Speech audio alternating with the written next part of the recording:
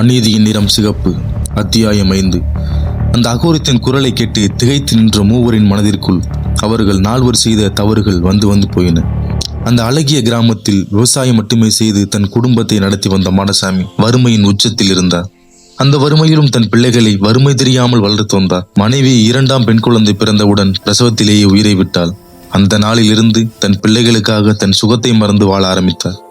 சில நாட்கள் கழிந்து தன் பிள்ளைகளை நன்றாக படிக்க வைத்தார். அவரின் மகன் மணி சென்னையில் பிரபலமான ஐடி கம்பெனியில் வேலை செய்து வந்தான். மணியின் தங்கை கல்யாணி அவள் மருத்துவக் கல்லூரியில் 2ஆம் ஆண்டு பட்டப்படிப்பு படித்து வந்தாள். மணி வெறித்தனமாக தன் தந்தையின் வறுமையை புரிந்து கொண்டு படித்து வாழ்க்கையில் வெற்றி கண்டான். ஓலை குடிசையில் குடிக்கு கஞ்சியில்லாத வறுமையிலும் ஜெயித்து காட்டியவன் மணி. அவன் தன் தங்கை கல்யாணியை படிக்க வைத்து அழகு பார்த்தான். தான் பட்ட கஷ்டம் வீண் போகவில்லை என்று மாடசாமி மனதில் சந்தோஷம் கொண்டார். ஆனால் இதை பார்க்க என் மனைவிக்கு கொடுத்து வைக்கவில்லை என்று எண்ணி தினமும் வருத்தம் கொண்டார். இப்படி ஒரு ஏழை குடும்பம் முன்னேறி வரும் வேளையில் ஒரு கொடூரமான சம்பவம் அவர்களுக்கு வருவது அறியாமல் மகிழ்ச்சியாக வாழ்ந்து வந்தனர். மணி மாதம் ஒருமுறை தன் தந்தையும் தங்கையும் காண சொந்த ஊருக்கு வருவது இயல்பு. மணியின் சிறு வயது நண்பர்கள் தான் சின்ராசு, நவீன், பாலா மற்றும் ராம். இவர்கள் சிறு வயதில் இருந்து நல்ல நண்பர்கள். வயது ஆக ஆக இவர்கள் நால்வரின் குணங்கள் மாறின. எப்பொழுதும் போல ஊருக்கு வந்த சின்ராசுவை பார்க்க வந்த ராம், பாலா, நவீன், மணி.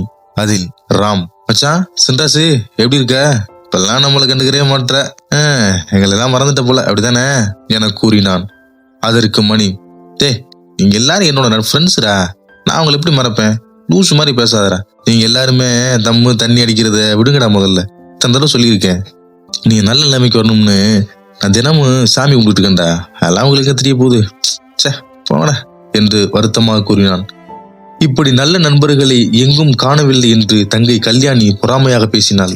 ஆனால் இவர்கள் சின்ராஸ் அளவுக்கு நட்பில் ஆர்வம் கொள்ளவில்லை. இவர்கள் சதி பின்னால் தான் சின்ராசுக்கு தெரிய வந்தது. அந்த நாள் வந்தது. கல்யாணி கல்லூரி முடித்துவிட்டு மாலை பொழுதில் வீடு திரும்பினாள். அப்பொழுது அத்துவான காட்டிற்குள் நடந்து வந்த அவளை 4 தீய கண்கள் நோக்கியது. அந்த காடே அமைதியாக இருந்தது. சட்டென கல்யாணி கையை சின்ராசு பிடித்தான். உடனே பயந்து பின்னால் திரும்பி பார்த்தவள் சட்டென நிதானமாக மாறினாள். ஏனென்றால் அவளை பார்த்தது தன் அண்ணனின் நண்பர்கள். அதனால் தான் தைரியமாக இருந்தாள். அட, நம்ம சின்ராசண்ணே, என்னண்ணே, என்னாச்சுனே, எது கையை பிடிச்சிங்க என்றாள் கல்யாணி.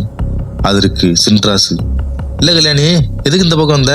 ஆள் நடமாட்டமே இல்லாத பகுதி இது என்றான். அதற்கு கல்யாணி, இன்னைக்கு ஸ்ட்ரைக்னே, அதான் வண்டி எதுவும் வரல, அப்படியே பொடிநடையா நடந்து வந்துட்டேனே என்றாள் கல்யாணி. அதற்கு சின்ராசு, நீ மட்டும் தனியாவா வந்த என்று கேட்டான். அதற்கு கல்யாணி, ஆமா சின்ராசண்ணே என்று கள்ளம் கப்படம் இல்லாமல் சிரித்தாள். அந்த சிரிப்பு இப்போது சிதைய போகிறது என்று தெரியாமல் சின்ராசு, அப்படியா என்று சிரித்து கொண்டு விசிலடித்தான். உடனே அங்கிருந்த ராம், பாலா, நவீன் அவளை சுற்றி வளைத்தனர்.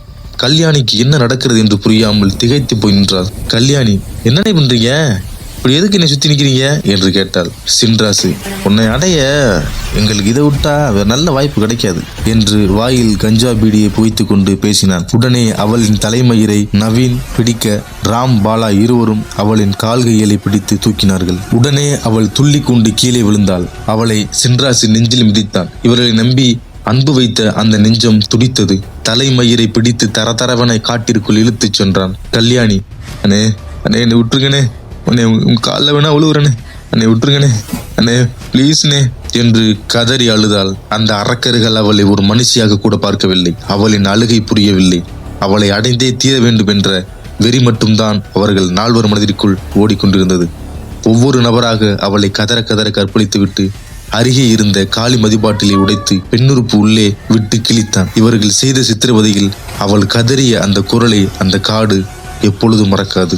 அதே நேரம் இங்கு நடப்பது தெரியாமல் மணி, என்னடா இது, இவ்வளவு நேரம் ஆச்சு கல்லணையை காணோம் என்று புலம்பிக் கொண்டே அவளை தேடி சென்றான். சிறிது தூரம் சென்றான். அவன் காலடியில் கல்யாணியின் காலேஜ் பேக் தட்டியது. உடனே அதை எடுத்து பார்த்த மணி, என்னடா இது, கல்யாணி பேக்கு இங்கே கிடக்குது என்று பயத்தோடு பதட்டமாக தேடினான். சிறிது தூரம் அவளின் சேலை முள்ளில் மாட்டிக்கொண்டு கிழிந்து தொங்கியபடி இருந்தது. உடனே அதை கண்ட மணி, கல்யாணி கல்யாணி எங்க இருக்க என்று கதறிக்கொண்டே ஓடினான். அங்கு உடலில் ஒட்டு துணி இல்லாமல் கிடந்த கல்யாணியை கண்ட மணி மரணத்தை விட கொடிய வலியை அன்று அனுபவித்தான்.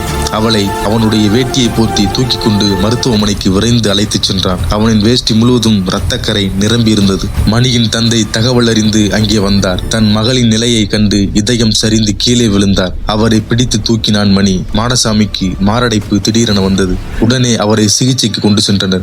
அவர் சிகிச்சை பலனின்றி உயிரிழந்தார். பிறகு நடந்தது என்ன தொடரும்.